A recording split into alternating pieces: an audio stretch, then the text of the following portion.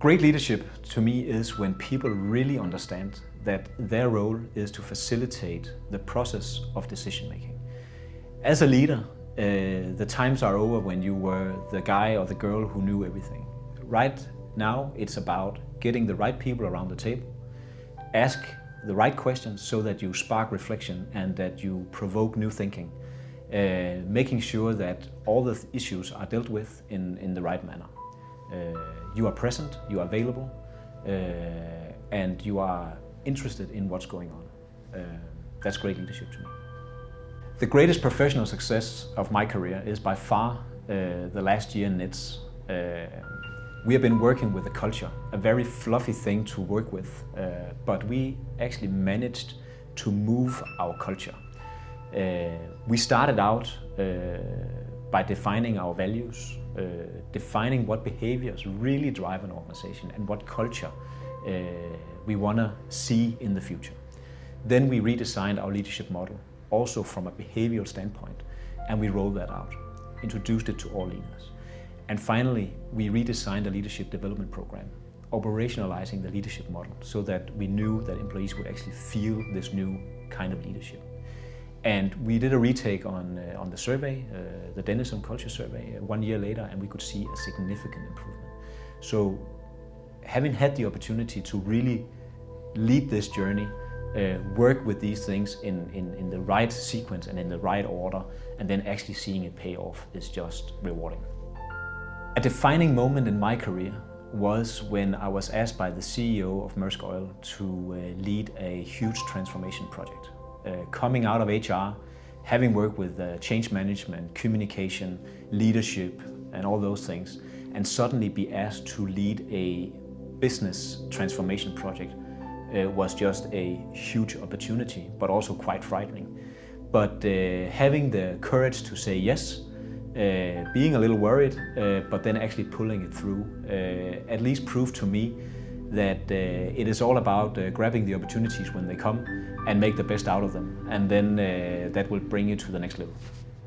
HR will face great challenges in the years to come. There's no doubt that when we look at the way that work will be structured in the future, the game will change significantly.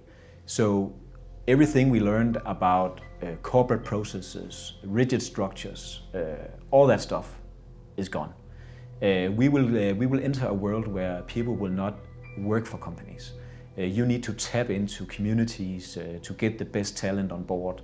You need to be able to make an employee experience that actually makes people stay with you, the ones that you actually do hire. And you need a much more flexible or agile setup to really drive business in the future.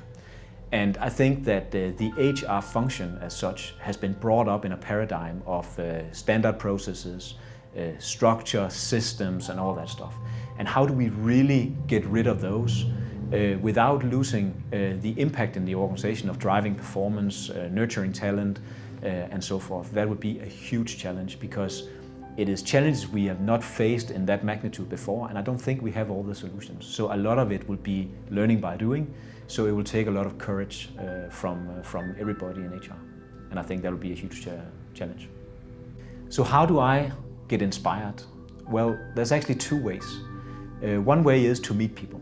So I spend time consciously in inviting people for a cup of coffee. So people connect, they want to meet.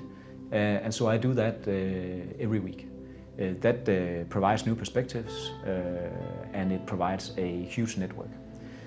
Also staying curious and seeing what's out there of research, going to Bersin by Deloitte or going to Harvard Business Review or other means provides a lot of food for thought.